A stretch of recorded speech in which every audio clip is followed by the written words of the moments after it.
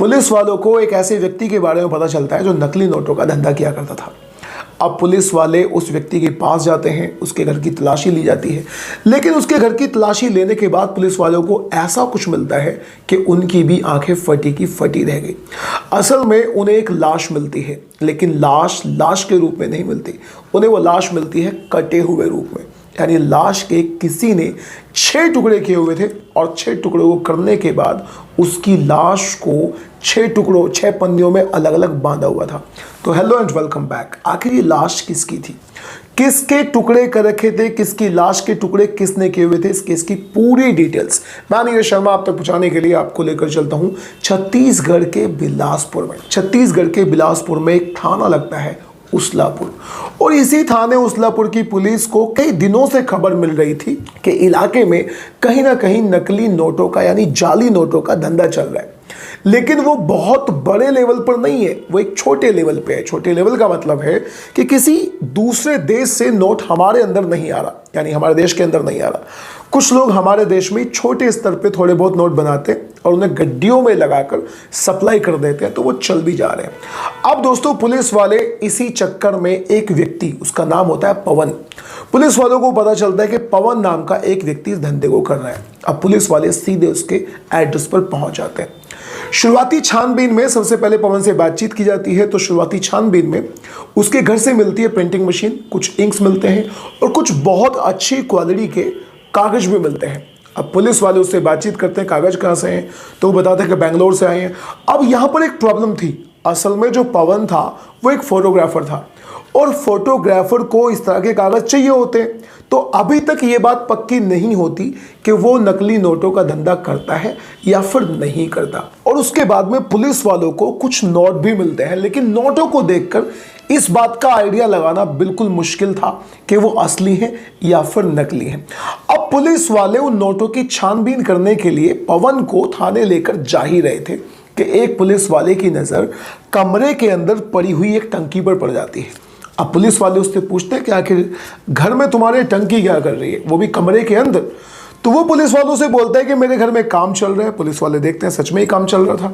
अब इस कंस्ट्रक्शन के काम के बाद मैं इस टंकी को छत पर रखवा दूंगा, वो पुलिस वालों से ऐसे बोलता है। लेकिन फिर एक पुलिस वाला कहता है कि चलो क्यों ना एक बार इस टंकी को चेक ही कर लेते हैं। अब पुलिस वाले टंकी के पास जाते हैं, टंकी के पास जाकर देखते हैं कि टंकी में पानी भरा हुआ था। अक्सर पुलिस वालों को इस बात का पता है कि लोग नोटों को छुपाने के लिए कई बार टंकी में नोटों की गड्डी बनाकर डाल दिया करते हैं। अब पुलिस वाले उस टंकी को खोलकर उसके अंदर झांकने की कोशिश करते हैं, तो पुलिस वालों को उसके अंदर पूरे 7 पैकेट नजर आते हैं। वो 7 पैकेटों को पुलिस वाले निकलवाते हैं, एक एक करके पैकेट बाहर निकाले जाते हैं। तो कहीं ना कहीं पुलिस वालों को लगता है कि ठीक है, अपना काम हो गया, हमने इस नोटों के धंधे को पर्दाफाश कर दिया और हो ना हो इसके अंदर नोट ही निकलेंगे। लेकिन जब पुलिस वाले पहले पैकेट को खुलवाते हैं तो उस पैकेट के अंदर एक कटर निकलता है, इलेक्ट्रिक कटर। अब पुलिस वालों की समझ में नहीं आता कि आखिर इलेक्ट्रिक कटर का नकली नोटों के धंधे से मतलब क्या है। अब उसके बाद में पुलिस वाले दूसरे पैकेट को खोलते हैं, लेकिन दूसरे पैकेट को खोलते ही उनकी हवा खराब हो जाती है, क्योंकि उस वाले पैकेट में इंसानी 2 हाथ थे कटे हुए। अब उन दोनों हाथों को जब पुलिस वाले देखते हैं तो भाई साहब वो कांप जाते हैं, तुरंत पीछे हट जाते हैं। दूसरे पैकेट को खोला जाता है, उसमें भी इंसानी मांस था। तीसरा, छठा, पूरे 6 के 6 पैकेटों को जब खोला जाता है तो पता चलता है कि एक में पैर थे, एक में हाथ थे, एक में धड़ था, एक में सर था। यानी पूरा का पूरा एक इंसानी डेड बॉडी यानी लाश कटी हुई उन 6 पैकेटों में थी। उस लाश को इस तरह से काटा हुआ था कि पैकेट में पैक करके, पन्नी में पैक करके, ऊपर से बहुत अच्छे तरीके से उस पर टेप लगाई हुई थी, वो भी बड़ी ज़बरदस्त वाली टेप लगाई हुई थी। अब दोस्तों इसके बाद में पुलिस वाले उन पैकेट्स को लेकर और पवन को लेकर सीधा थाने पहुंच जाते हैं। थाने में जाने के बाद उससे पूछताछ की जाती है। अब पुलिस वाले सबसे पहले बात करते हैं उसके घर वालों के बारे में कि तुम्हारे घर में कितने सदस्य हैं। सबसे पहले पूछते हैं कि उससे ये लाश कहाँ से आई या ये पैकेट कहाँ से है, तो बोल देता है कि मैं कई बार अपने घर से बाहर रहता हूँ और मुझे नहीं पता इस पैकेट्स के बारे में कि मेरे घर में पैकेट्स कहाँ से आ गए। अब पुलिस वाले उसके घर वालों के बारे में उससे पूछते हैं तो पता चलता है कि उसकी पत्नी है जिसका नाम है सती साहू। अब से 10 साल पहले उसे सती साहू नाम की एक लड़की से प्यार हुआ था। प्यार करने के बाद में दोनों परिवारों में रजामंदी होती है, यानी सती साहू के घर वाले और इसके घर वाले यानी पवन के घर वाले, और इन दोनों में शादी हो जाती है अब से 10 साल पहले। अब इनके 2 बच्चे भी थे, एक लड़का था और एक लड़की थी, यानी इनकी ज़िंदगी में सब कुछ बहुत अच्छा चल रहा होता है, कोई भी किसी भी टाइप की प्रॉब्लम नहीं थी। अब धीरे धीरे इससे पूछा जाता है कि तुम्हारी पत्नी कहाँ है, तो बोल देता है कि बाहर गई हुई है। आजू बाजू को और भी बहुत लोगों से पूछा जाता है कि भाई इसकी पत्नी कहाँ है, तो वो लोग बोलते हैं कि पिछले दिसंबर से हमने उसकी पत्नी को नहीं देखा, यानी पिछले 6-7 महीनों से हमने उसकी पत्नी को नहीं देखा।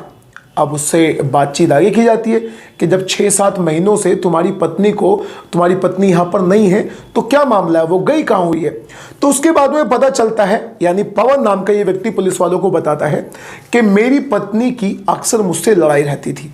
अब ये लड़ाई का जो कारण है वो बताता है कि लॉकडाउन लगने के बाद में, लॉकडाउन से पहले हमारी ज़िंदगी में सब कुछ बहुत अच्छा चल रहा था। हमने लव मैरिज की थी 10 साल पहले, लेकिन लॉकडाउन लगने के बाद में मेरी पत्नी का किसी से अफेयर हो जाता है। अब अफेयर के बाद में हमारे घर में राड़ दंगा शुरू हो जाता है और उसी की वजह से एक दिन हमारे बीच में राड़ होती है और मेरी पत्नी जो है इस घर को छोड़कर अपने उस आशिक के साथ में जा चुकी है। अब पुलिस वालों को कहीं ना कहीं इस बात पर यकीन नहीं होता। पुलिस वाले पूरी तरह से छानबीन करना चाहते हैं और जानना चाहते हैं कि इस केस का असली चीज़ क्या है और ये जो डेड बॉडी हमें मिली है, ये डेड बॉडी किसकी है। अब पुलिस वाले इसको अपना सख्त रूप दिखाते हैं और उस सख्त रूप को देखने के बाद ये पूरी तरह से टूट जाता है और तोते की तरह अपनी सारी बात को बता देता है। और ये दोस्तों बताता है कि 6 जनवरी को, यानी बीती हुई 6 जनवरी 2022 को, 6 जनवरी 2022 को इसका अपनी पत्नी के साथ झगड़ा हुआ था। अब झगड़े के कारण 2 थे। पहला कारण तो ये था कि इसे अपनी पत्नी पर शक था, इस बात के मारे भी इनके बीच में झगड़ा हुआ करता था। और दूसरा कारण यह था कि अब इसकी पत्नी को पता चल चुका था कि तुम नकली नोटों का धंधा करते हो। वो बार बार इसे टोका करती थी, इसको रोका करती थी, तो इसकी पत्नी से झगड़ा किया करती थी, कल को हमारे बच्चे भी हैं, तुम नकली नोटों का धंधा करते हो, अगर तुम्हें जेल हो गई या कोई दिक्कत तुम्हारे साथ हो गई तो हमारे फ्यूचर का क्या होगा, बच्चों का क्या होगा। अब इसी बात को लेकर 6 जनवरी को इन दोनों का बहुत ज़्यादा तगड़ा झगड़ा हो जाता है। उसी झगड़े में ये अपनी पत्नी का गला दबाकर उसकी हत्या कर देता है और उसकी हत्या के बाद में अब बारी आती है इसकी लाश को ठिकाने लगाने की। तो लाश को ठिकाने लगाने के लिए सीधा मार्केट जाता है, मार्केट से कटर लेकर आता है, टेप लेकर आता है और वहीं से पॉलीथिन लेकर आता है। अच्छा, कुछ पुलिस वाले अंदर खाने इस केस की छानबीन कर भी रहे थे। पुलिस वाले दुकानदारों के पास जाकर पूछ रहे थे कि ये कटर क्या इसने खरीदा है, क्योंकि कटर तो पुलिस वालों को पहले मिल चुका था। तो पता चलता है कि जिस समय पर इसकी पत्नी गायब हुई थी उसी के आसपास में कटर खरीदा गया था, टेप खरीदी गई थी और पॉलीथिन भी खरीदी गई थी। अब यहां पर पुलिस वालों को यह केस पूरी तरह से अच्छी तरह से क्लियर हो चुका था। पवन मार्केट जाता है, कटर लेकर आता है, टेप लेकर आता है, पॉलीथिन लेकर आता है और फिर अपनी पत्नी की लाश को 6 टुकड़ों में काट देता है। उसके बाद में उसके टुकड़ों को पॉलीथिन में भरता है और टेप लपेटकर, अच्छे से उनके ऊपर टेप लपेटकर उसे जो है टंकी में डाल देता है। और जब कभी उसके घर वाले यानी पवन की ससुराल वाले, इसकी वाइफ के घर वाले फ़ोन करते थे तो वो उनसे यही बोल दिया करता था कि वो यहाँ से जा चुकी है, यानी अपने आशिक के साथ भाग चुकी है। अब शर्म और बेइज्जती के मारे ना तो इसके घर वाले रिपोर्ट दर्ज कराते हैं और ना ही उसके घर वाले यानी इसकी वाइफ के घर वाले रिपोर्ट दर्ज कराते हैं। अपनी बेइज्जती के मारे ये सारी चीज़ें ऐसी की ऐसी रहती हैं। हो सकता है कि अगर नकली नोटों की सूचना पुलिस को ना मिलती तो शायद इस केस के ऊपर से पर्दा ना ही उठता। अब दोस्तों क्या कहेंगे आप इस तरह के केसेस के बारे में? यहाँ पर क्या इस लड़के ने, पवन ने ठीक करा? जो कुछ भी आप कहना चाहते हैं अपनी राय कमेंट बॉक्स में जरूर दीजिएगा। मिलेंगे किसी दूसरी वीडियो में। Till then bye bye, take care. और अगर आपको crime stories, crime web series और क्राइम डॉक्यूमेंट्रीज को सुनना अच्छा लगता है तो do subscribe to this channel.